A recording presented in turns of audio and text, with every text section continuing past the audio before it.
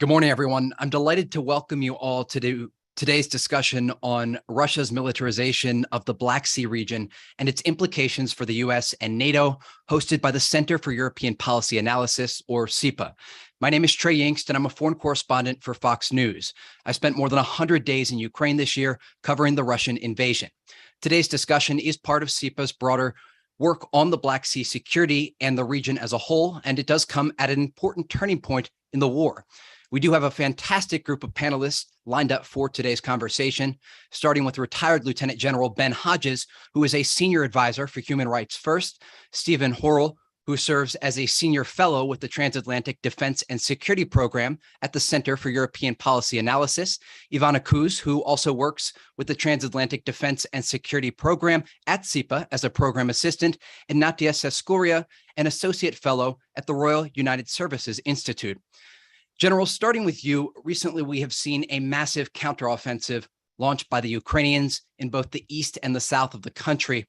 How do you think all of this affects the pressure that the Russians are facing and their capabilities in the Black Sea region? Trey, this is a very important point for the Russian Federation. I think not only has their military failed to impress and deliver what was expected of it, it's done worse than I would have ever imagined. Specifically, the Russian Black Sea Fleet. I mean, today the Black Sea Fleet is hiding behind Crimea, terrified to go anywhere near the Ukrainian coast, and Ukraine doesn't even have a navy. So this, I think, is going to have a major impact on Russia's ability to influence action in the Black Sea region. Their defense industry, the reliance on energy as an export also is going to be under a lot of pressure. Now, I was always sure that Ukraine would do extremely well. I knew the military would do well. I was pleasantly surprised by the resilience of the civilian population of Ukraine. I grossly overestimated Russia's military capability. In fact, it's kind of embarrassing that I was so wrong on what I thought they would be able to do. But what has been exposed is the depth of corruption inside the Ministry of Defense. And that has shown up in false reporting on numbers, poor quality control on development of weapon systems, soldiers deploying with rations that are already expired, and every other sort of manifestation of corruption. We've seen that on the battlefield. And so they've collapsed here in the last several days, at least in the areas south of Kharkiv, because of the rot on the inside. So there's no doubt in my mind that Ukraine is going to win this conflict. I don't know how long that goes on, and it's too early to plan for a victory parade, but we do need to be thinking about where does Russia go from here? I think that they are going to be under immense pressure internally as well. You mentioned a lot of the losses the Russians have faced in the Black Sea region, and many who analyzed this war in late February when it started believed that this could be a conflict that would finish quickly. And not only in the Black Sea, but across this battlefield, there have been significant losses that were unexpected by the Russians. Stephen, I want to shift to you on this question, talking about the short-term and long-term strategy for Russia, knowing that they have suffered the losses in the Black Sea from the Moskva to a number of smaller vessels on this battlefield. How does this change their calculation in the short term and the long term? Yeah, I think great remarks from General Hodges. It's important to note, I think, regardless of the outcome for Russia here, whether it's defeat, whether it's a stalemate and a frozen conflict, or whether they do have some limited success and declare victory at some point, there are some certain underlying kind of objectives and strategic goals about the Black Sea that are always the Black Sea and the region that will remain for Russia. I think the Black Sea region has always had an outsized importance in Russia's strategic worldview.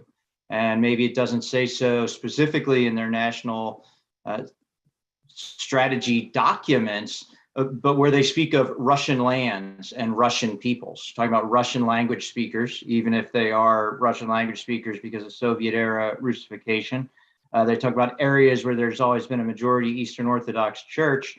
Putin had that ahistorical screed that he wrote in July of 2020-21. The Ukrainians are just little Russians. Even this month, 6 months into the war, a new humanitarian policy has come out, which is conceptually about the Russian world. So it's a foreign policy about this Ruski Mir and these Russian lands and Russian peoples.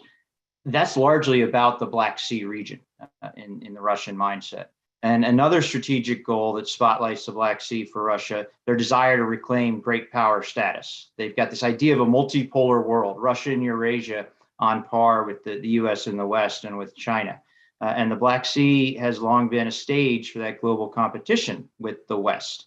And Russia's acted out more recently in the Black Sea than in, say, the Baltic region. So going into this third invasion of Ukraine, they had those maximalist goals in February, basically the erasure of Ukraine as a nation state, but also spoke at that time about redrawing the global security architecture and the European security architecture. And when you look at that, they're kind of ending up at the opposite of those goals from what they've done in the last 6 to 7 months. But at the same time, regardless of how this comes out, those overall strategic goals, that strategic worldview is still going to be the same. So what do they do with it after that? It's an important question. And when you talk about the sphere of influence, it's something that early on in the conflict, Ukrainian President Volodymyr Zelensky was trying to help the world understand that Putin's goals don't end with the initial invasion in the land that he's tried to take. And that's part of the reason that NATO and the United States, as the report we're going to discuss a little bit later on, have to pay attention and have to play a role in this moving forward.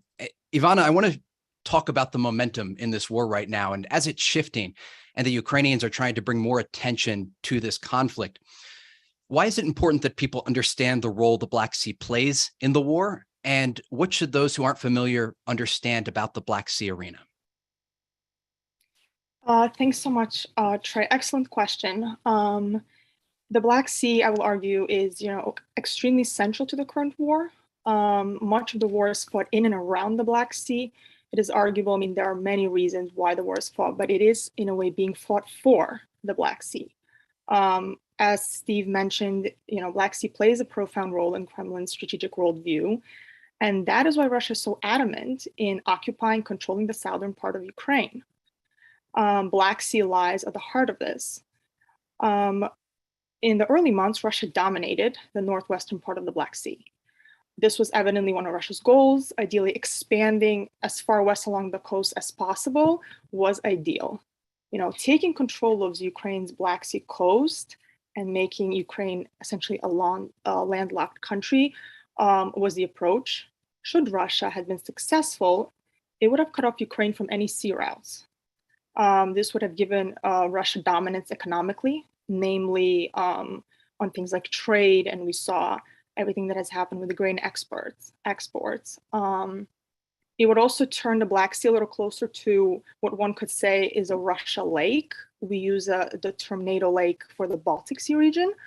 But so it would not be exactly the same because Russia would not have complete control, but it would, the more Ukraine's coast it takes, the more it becomes dominant in the region. It would also essentially pave a gateway to Moldova's Transnistria. Ultimately, this is part of gaining greater presence and control in the region, potentially, putting fuel on so-called frozen conflicts. It would also connect Russia to other parts of the world. The more control Russia has in the Black Sea, the more control it can exert to other parts. Of course, the Ukrainians challenged Russia's dominance in those early days. They sunk the flagship of Russia's Black Sea fleet. They regained control of Snake Island. This weakened, Russia's ability to operate safely in the northwestern part of the Black Sea. This took away its ability to control access to and from the port of Odessa, which was extremely important. It made sure that Moscow had a much smaller chance of waging an amphibious assault on Odessa. Ukraine's attacks on the Saki air base on Crimea's western coast also further weakened Russia's Navy capabilities, which in practice makes it less able to pose a threat to other countries. So the Black Sea is key to Ukraine's counteroffensive in the south.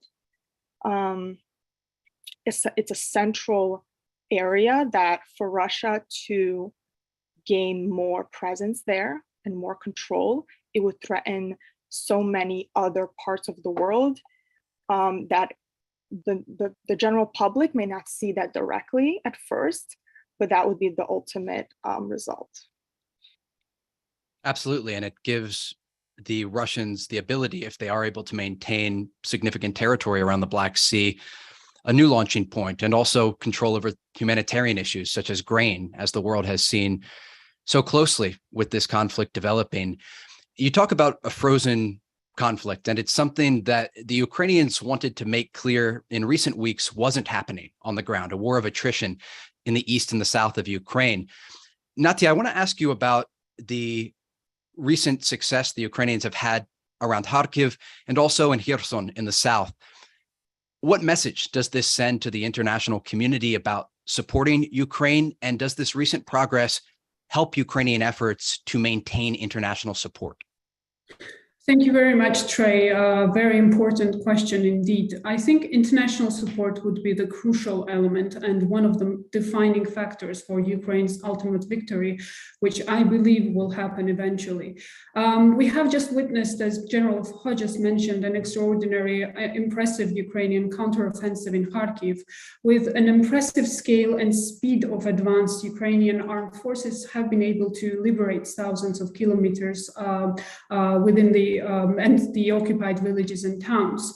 I think, of course, it is premature to talk about the end of the war, but the Kharkiv offensive is hugely important, demonstrating basically that Ukrainian armed forces can effectively use the Western weapons that they have been supplied with. And unlike Russian soldiers, of course, Ukrainian army has a very high morale and motivation. This victory, of course, will boost their confidence, and it demonstrates the West that international support must continue in order to achieve victory in this war, which is hugely important for the Black Sea security, for European security, and of course for the global security. I think winter will be a real test for the Western unity, especially European unity. Putin is, I think, betting on high energy prices and the energy shortages, and unfortunately, Europe is now sort of a hostage of and facing the consequences of its wrong energy policies that resulted in heavy dependence of several countries within the continent on Russian oil and gas. And a good example of this, of how Russia weaponizes the energy and its resources, is a recent shutdown of the Nord Stream 1 pipeline that supplies Russian gas to Germany. I think the number one priority for the Western allies is to continue the supply of much needed weapons. Secondly, for the countries that are heavily reliant on the Russian natural resources, to find a short-term and, of course, long-term solutions as soon as possible, as well as to manage the expectations internally and to explain to its citizens that this winter might be tough, it might be cold, it might be pricey, but the West is fighting against existential threat for all of us, basically, not just for Ukraine. This has never been just Ukraine's war. Ukraine is paying the ultimate price for the future of European and Black Sea security. And thirdly, I think sanctions will be hugely important to continue imposing much needed sanctions that still have certain gaps, and it is important to address these gaps and for the Western allies to continue working on economically strangling the Russian elites that are supporting this war. I'm optimistic about the continuous Western support, and I think finally, after wars in Georgia, annexation of Crimea, and heavy militarization of the Black Sea, there is an understanding at very heavy costs that if not now, then it might be too late. And I think it is definitely a positive sign that President Biden a couple of days ago has announced further military support that would make total U.S. military support $15.2 billion to Ukraine. So more weapons are needed for Ukraine. More sanctions are needed to make sure that the war will be unsustainable for Russia, and Russia will be forced to retreat. Certainly, and that has been one of the challenges for the Ukrainians from the beginning, trying to convince the world about why this matters and why the international assistance matters. A new report by SIPA is going to dig into this issue and make recommendations for the United States and NATO separately about what to do moving forward. When we look at this war, it's clear that Russia had been preparing and staging in advance. The Russians illegally annexed Crimea in 2014. They then invaded eastern Ukraine with the help of Russian-backed separatists, and finally, in late February of this year, launched a full-scale invasion. I want to dive into this new forthcoming report about Russia's militarization of the Black Sea region. Many of the Russian preparations started there. So, Stephen, as a former naval intelligence officer, I want to start with you on this topic. When you look at the Black Sea region, how has Russia developed their capabilities in this area? Take us through what it looked like before the war and what it looks like now. Yeah, I'll go very quickly back even farther to that. And right, so think post-fall of the Soviet Union in 1991, and Western analysts suddenly looking and saying, wow, this is a lot worse than we thought in terms of the Soviet Union's military capabilities that were left over. In the Black Sea region, it was particularly low point for them as well. The Black Sea Fleet, and then think about the independence of Ukraine in 1991, the Black Sea Fleet had to lease back its former headquarters at the naval base in Sevastopol in Crimea. So the Black Sea in particular was down at a low point, but the new Russian military, very much had some weaknesses. A lot of the early reforms they did were intended to be structural. So around 2007, 2008, reforming personnel, reforming command structures with Defense Minister Serdyakov. To me, though, the really important thing to look at is the decade from 2011 to 2020. And that was the state armaments program of 2011 to 2020. Having started those personnel reforms, which as General Hodges alluded to, guess they missed the mark 20 years later. But having started that, they were focused on modernization then for that state armaments program. And that was with the infusion from their energy economy, some significant money to do that with.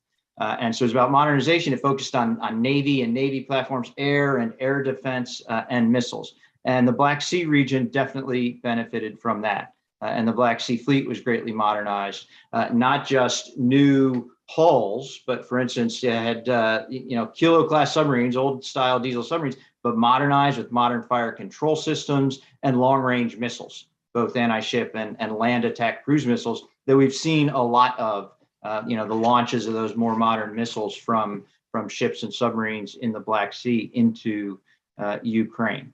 And towards the middle of that program, so even in the midst of it, Russia globally showed no hesitation to use whatever new capabilities they had coming online. One example of that, as refurbished bombers started coming online around 2013, 2014, we started seeing increased long-range aviation flights globally, circumnavigating Japan, coming down from the north into the Atlantic and even through Gibraltar into the Mediterranean. So why? Well, because they can.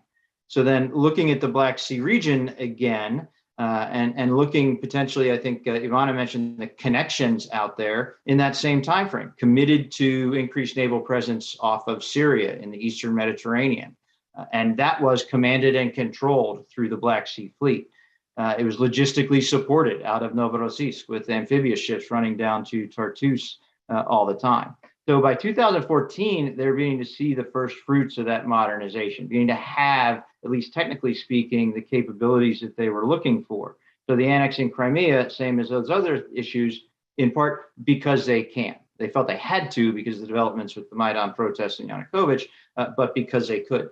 After they did that, we saw a very rapid buildup of what we call anti-access area denial capabilities in Crimea. They moved in their modern S-400 surface-to-air missiles. They moved in their Bastion coastal defense systems with supersonic anti-ship missiles, and they essentially expanded their ability to target and hold at risk anyone else in the Black Sea from the eastern 1/3 of the Black Sea, from where they were holed up in Novorossiysk, Sochi, to almost the entirety of the Black Sea. So as General Hodges said, a lot of us kind of overestimated what the capabilities were. But in terms of looking at the threat capability that has to be considered, they did a lot in 2011. But as soon as they annexed Crimea, they began to try to turn the Black Sea into, as Ivanna said, that Russian lake that they had there. It's a great overview of the history leading up to current events and why all of this is in place right now and how we got here. General, I want to ask you about a little bit related to what Stephen was talking about in terms of the Russian planning. He took us through what were very clearly steps taken by officials in Moscow and Russian President Putin to get to where the invasion is today, to a full-scale invasion, and taking these steps in the Black Sea arena. They've suffered significant losses, though. And as you noted at the beginning, no one could prepare to understand how bad it would be for the Russians and the fight the Ukrainians would put up. What does it look like moving forward? How do you feel like this will affect their plans for after the war? And when this conflict is over, how does all of this tie together? So one of the cool things about this study, the project that we've been doing, is that not only do we have the chance to spend a lot of time in Constanta with the Romanian Navy and in Istanbul, seeing the Bosphorus and understanding that and how the Turks view their responsibilities and authorities around the Bosphorus, I also learned a lot of Navy stuff from Steve.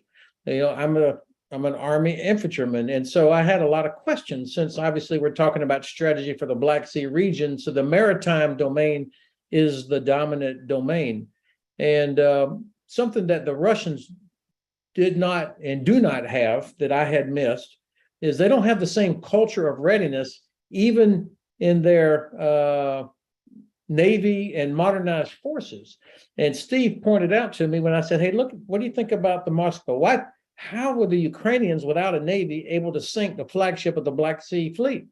And he pointed out, just by looking at the pictures, but it's obvious that the Russian Navy does not have the culture that the U.S. Navy or the Royal Navy has, where it's no matter what, you save the ship, and then you save your shipmate, and you put yourself last. All the evidence about the Moscow was, get the hell off of that ship. And there was evidence of undisciplined. That's why it caught on fire and they were not able to save it, because that's not the culture. So it's not just about modernization, it's about a culture of readiness. And we've seen the same thing in their land forces and their air force. This is part of the reason that Ukraine has had success now here at the 6-month mark. And until the Russians are able to address that, I mean, the problems that they have are so baked in after decades of corruption.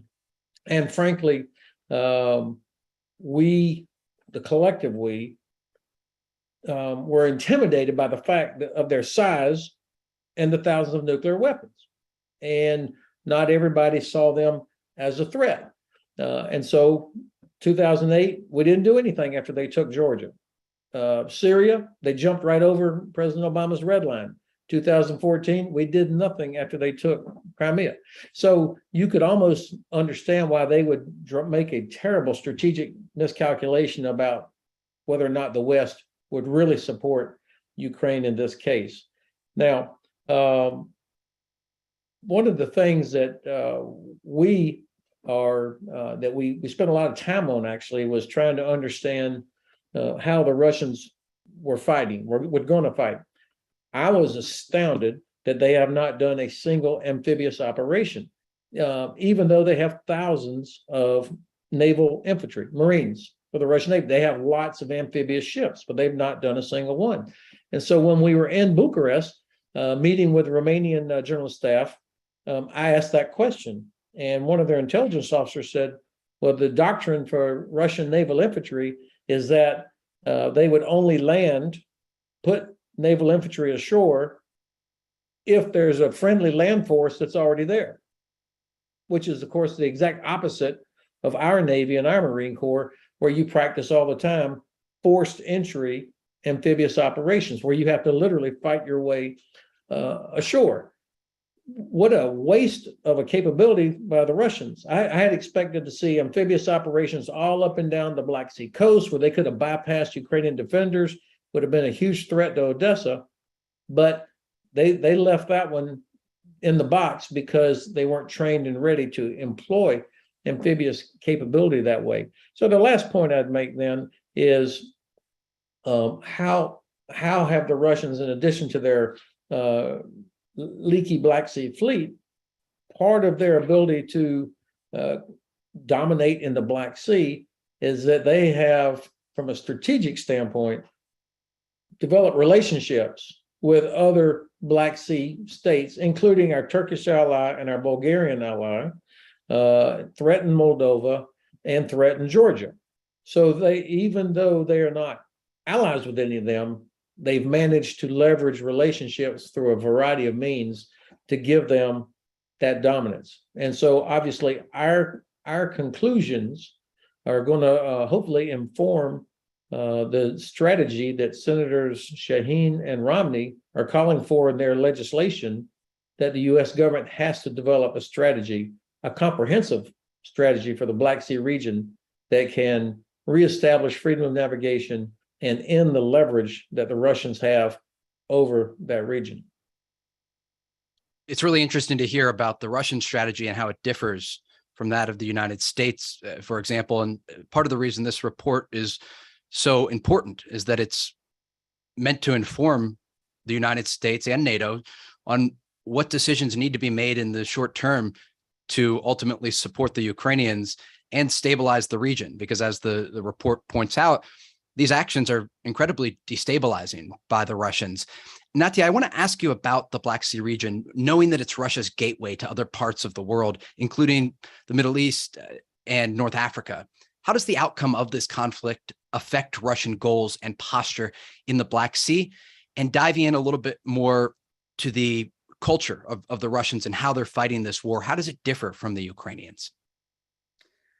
Thank you, Trey. I think at this point it is hard to make any predictions as the war is still in an active phase and Russia occupies a substantial chunk of Ukrainian territory. Yet it is already clear that things went terribly wrong for Vladimir Putin in many ways. And according to the initial plan, we remember that this was supposed to be a short blitzkrieg operation leading to the downfall of the Ukrainian government in 3 days. And 6 months later, we have just seen the biggest setback for Russia since they have been forced to retreat from Kyiv and switch to the Plan B, the Donbas region. The decisive factor, of course, would be the Western support, which will determine the outcome of this war, as I have no doubts that Ukrainians will continue fighting fearlessly as they do, and as what we have seen throughout these 6 months. I have always been pessimistic about the prospects of finding a diplomatic solution, simply because despite so many efforts, Putin made it clear that he's not interested in diplomacy, and he has big goals when it comes to the domination within the Black Sea region. I think in terms of Russia's ambitions and goals with regards to the Black Sea, I very much agree with the views expressed in the SIPA's brilliant recent report that no matter, and I think Stephen has also mentioned this at the beginning, no matter whether Russia succeeds or fails in the ongoing war, its strategic aims in the Black Sea will not change. The outcome of this war will affect whether or not Russia will be able to accomplish these goals. The Kremlin views the Black Sea region as an area of confrontation with the West, and it has historically viewed countries like Georgia and Ukraine, the Black Sea littoral states, to fall within its so-called sphere of influence. And we have obviously seen that this strategy has had long-term goals, because Russia invaded Georgia first in 2008, then proceeded with the annexation of Crimea, and now we see the attempt to implement a more sort of ambitious plan, which is the full destruction of the Ukrainian statehood, which luckily so far has not succeeded. Therefore, Moscow has always challenged the West in the Black Sea, turning the region as a zone of most intense confrontation, both in terms of applying conventional and unconventional, the so-called hybrid warfare methods. Yet, I think after the war in Ukraine, even in the best case scenario for Russia, it will be its capabilities-wise, it will be significantly weakened. But of course, the threat is there for other littoral states as well. And one of the key elements of the militarization of the Black Sea has been the presence of the Russian troops in the so-called frozen conflict zones. Within the Black Sea region, Georgia, of course, remains one of the most vulnerable countries to the Russian threat. Firstly, because Russia occupies the 20% of Georgia's territories and has been militarizing Abkhazia and the Tskhinvali region, the so-called South Ossetia, throughout many years. It has illegally placed 2 military bases on the Georgian territory and has been pushing the borderization policy in order to destabilize Georgia from within. And I think we should also not forget about Moldova, which is also in a very vulnerable position. One of the main goals in Ukraine has been, of course, to create a land bridge to Transnistria and establish greater control over the Black Sea. So I think Moldova also remains under a considerable and very crucial Russian threat. Very important points, talking about how Russia has in some ways supported their expansion in the Black Sea region, and also trying to have a solid foothold so that the West isn't able to operate as freely as it would like in this area. Ivanna, I want to ask you about other countries around the Black Sea, such as Bulgaria and Romania, and the role that they play in the issues that we're talking about today. And how do those roles compare to the role of a country like Turkey as this conflict unfolds? Thank you. That's actually a very important point. And I will say that, Turkey, Bulgaria, Romania are the 3 allied nations in the Black Sea. So it is what they do and how they do it in relation to the Black Sea will be very important in determining the future of the region. I will start with a couple of points on Turkey, in the sense that it has been a NATO member for 5 decades longer than Romania and Bulgaria.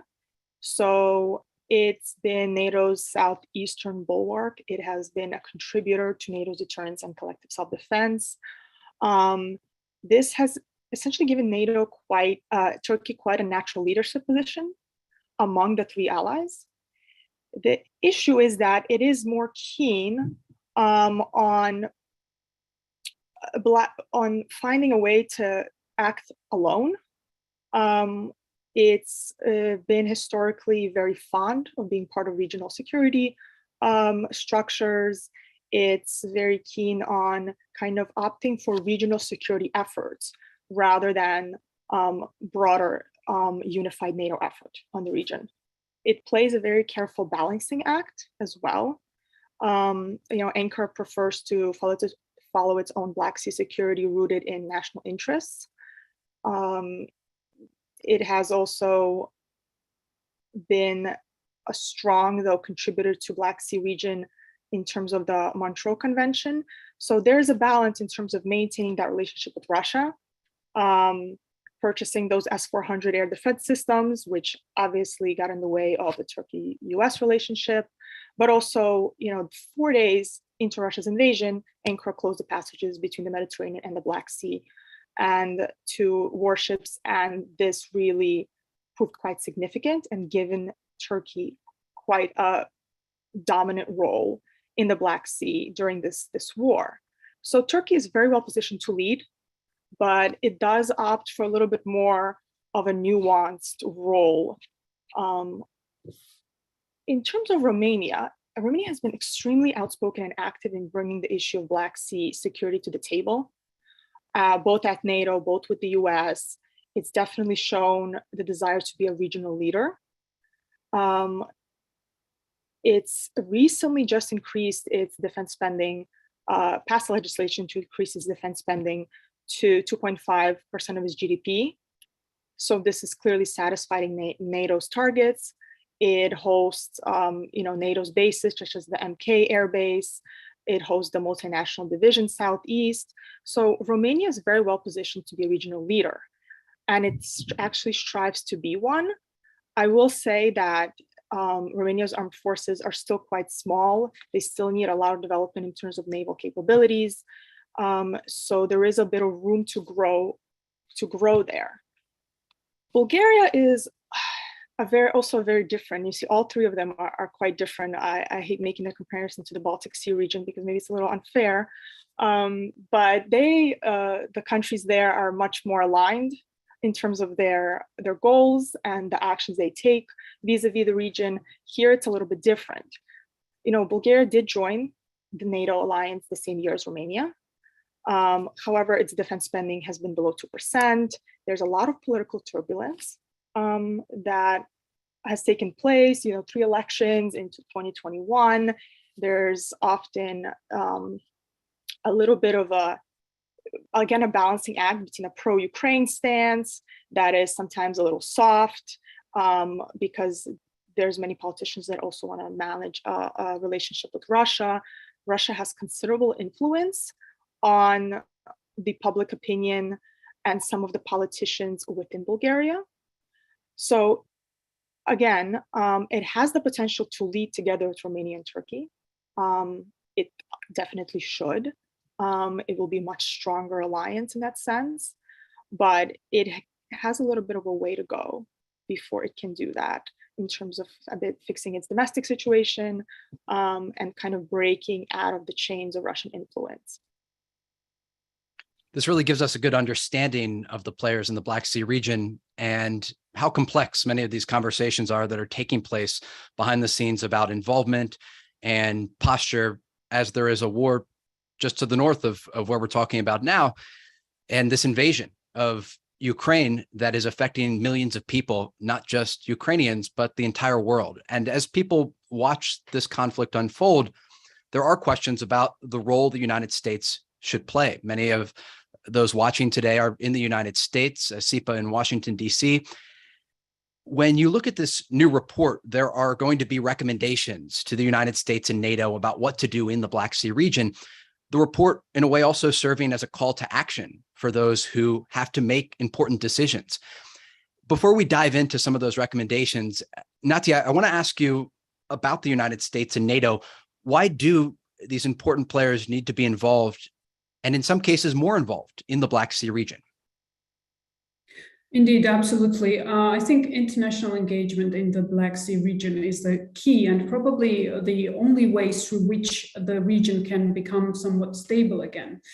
The focus on the Black Sea is quite overdue, I would say. The region itself has been a theater of military confrontations, Russian militarization, and has almost become like a testing ground for Russia to use and test its hybrid tools of warfare.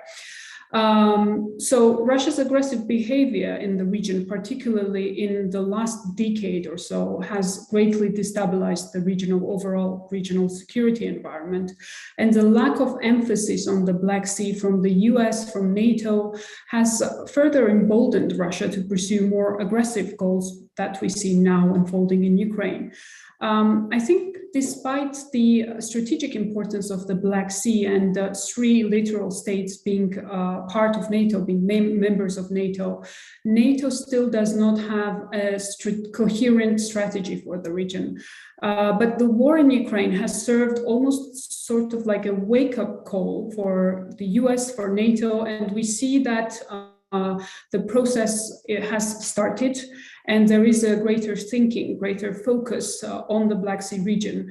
And this is why the SIPA report is so important, because the recommendations in the report are absolutely crucial in order to make sure that there is a unity with regards to how approach the challenges in the Black Sea region.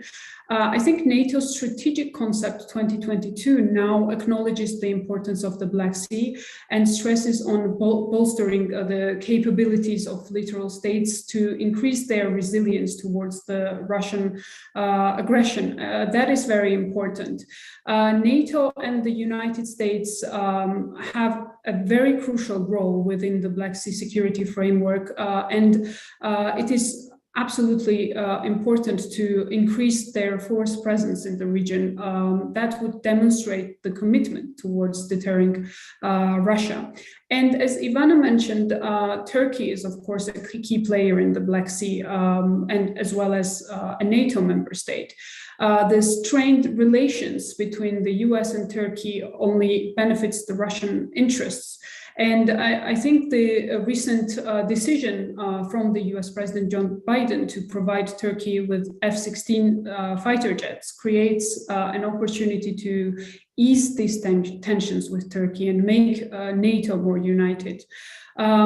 To sort of sum up, the SIPA report, I think, rightly stresses on the importance of shared regional leadership between Turkey, Romania, and Bulgaria. That would, in fact, make it easier for NATO to successfully implement the Black Sea strategy. And one more important point is to continue the security assistance to countries, non-NATO countries, especially Georgia, Ukraine, that are facing existential threats, and to make sure that NATO and the United States remain united when it comes to deterring Russia. You bring up an important point, that this was a wake-up call for much of the world watching this unfold, and also discussing the sometimes infighting in NATO and tension between NATO leadership and how often that can play into the hands of the Russians. Ivanna, I want to ask you about this report and the recommendations inside it, specifically as it relates to the United States.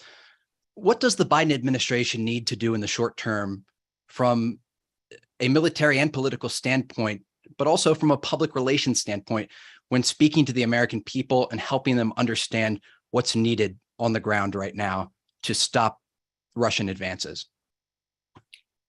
Thank you, Trey. That is a great question. As our SIPA report, half of it was focused on what the US can do. So this was a big chunk of our work. The point made about a wake-up call is extremely relevant in the sense that, and I will go a little bit later into this, is that just mid-July, Senators Shaheen and Romney of US Congress introduced for the first time a bill that would direct the executive government to develop a strategy for the Black Sea region. This is the first time something like this has ever been proposed, and is very much is timely. I will say that the Black Sea region is extremely important for the US, particularly for two major reasons.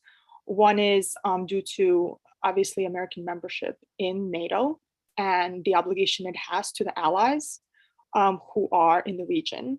And the second is that Russia, which is highly dependent on the region and dominant in the region, is one of America's greatest adversaries.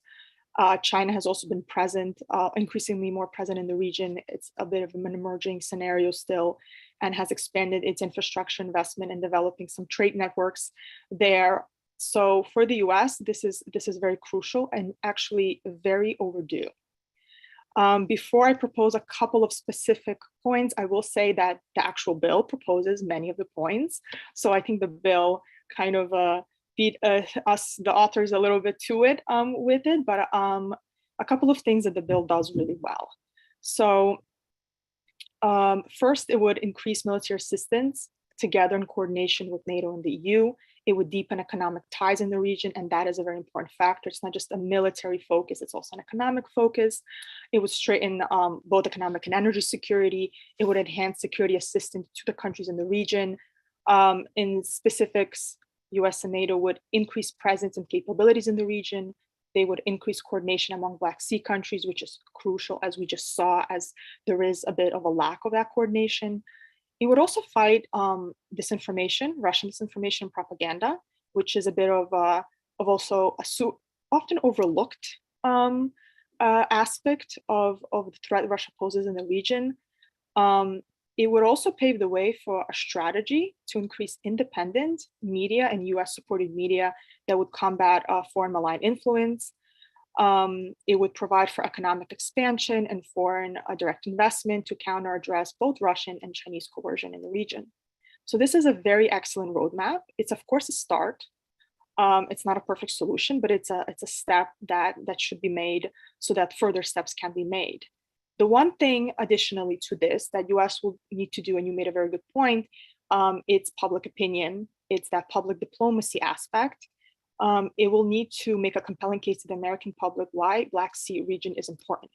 To be frank, as we have seen, it's not easy to make a case why Ukraine is sometimes important. It depends on who the group is and how to explain why a certain amount of assistance is going to Ukraine. But in the case of Ukraine, it's a little bit even easier, you would think. There's an invasion, so you would think this is easier. With the Black Sea, it's going to be harder. It's going to be harder to explain what is important. And so a kind of public diplomacy strategy would be very crucial for the US to draft up and deploy. Additionally, any US force deployments in the region must address immediately, vulnerabilities of NATO members. This includes any vulnerabilities that have came up since there has been the direct supply of military equipment to Ukraine. It's important that US addresses that as well. I also think, and Natia mentioned, the lack of also a NATO strategy. US should lead within NATO for a NATO strategy as well.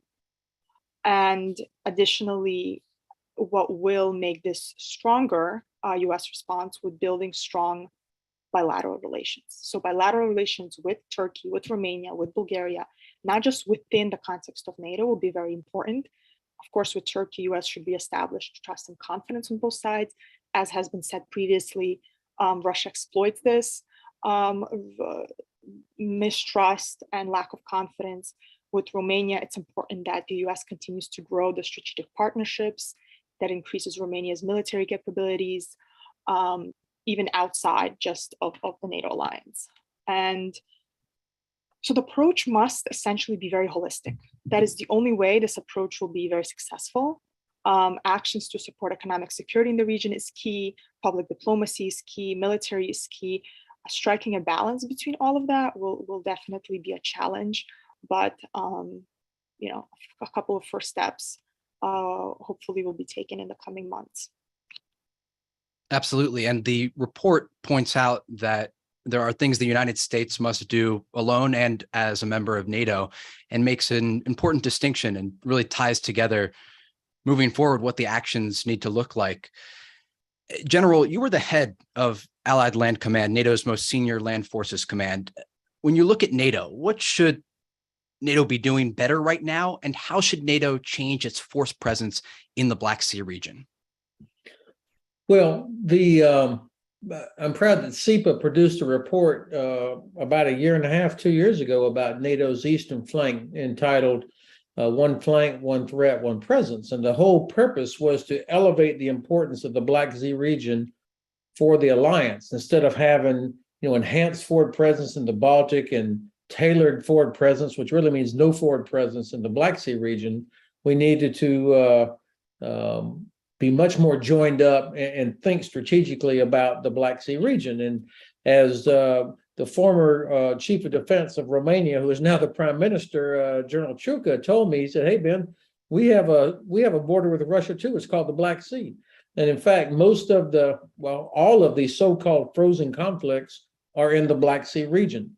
So the alliance has got to elevate the attention and commitment to the region. That's happening, but it's only happening because of realization a little bit too late with Russia's attack on Ukraine. So what does that mean? First of all, I don't think we use even 50% of the available days when we could have U.S. Navy or Royal Navy or other NATO ships in the Black Sea. Some people complain about the Montreux Convention as a hindrance. It's absolutely not.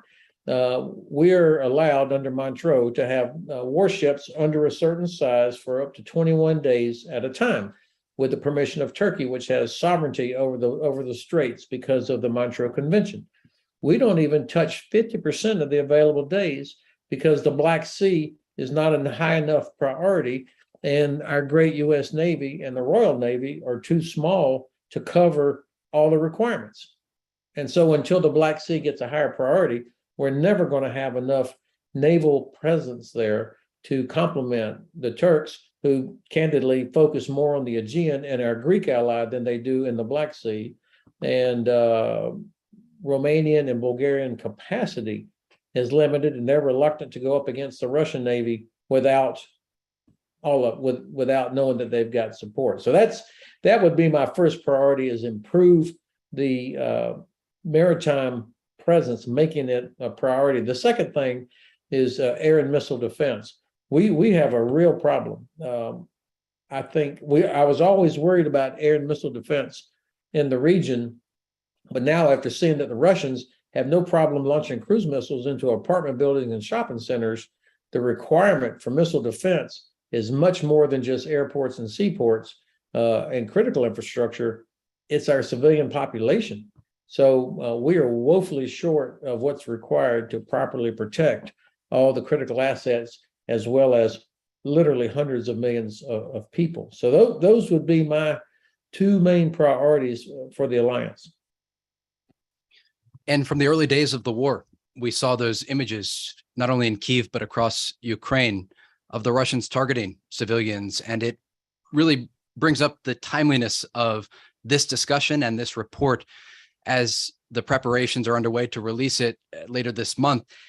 Stephen, when you look to the future and you consider the current Russian aspirations for the Black Sea region and for this conflict as a whole, how critical is it to move on these changes that Ivanna and General Hodges bring up? From a US and from a NATO standpoint, what should this timeline look like? And what sort of pressure does the world need to feel about making these decisions? Yeah, thanks. I think in terms of a timeline, what is important, as you said, even critical, is seizing this moment for both the US and the NATO. As I think Ivanna said, there wasn't a coherent or a cohesive strategic view of the region, which was then addressed with actions. I think Ivanna said the Shaheen-Romney bill for the first time. As we worked on this, looking back at previous NATO summits before Madrid, which, a lot of decisions taken there to move forward were great. But before that, as you both, recollecting whether General Ivanna or I were in Europe at the time, or just looking at it retrospectively, you're saying more, need to do more and take advantage of that.